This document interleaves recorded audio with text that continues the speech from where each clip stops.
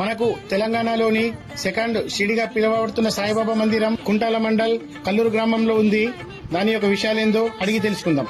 ఇది మందిరము 1970 సంవత్సరంలో మనకు ఇక్కడ ప్రతిష్ట చేసినారు.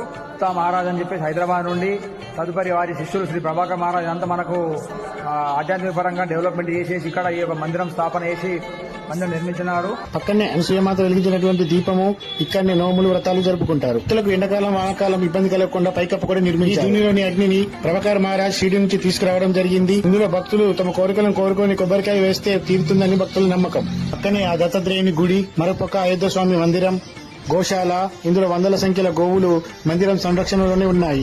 హిందూ సాంప్రదాయం ప్రకారము ఒక గోవును పూజిస్తే ముక్కోటి దేవతల ఆశీర్వాదం ఉంటుందని నమ్మకం.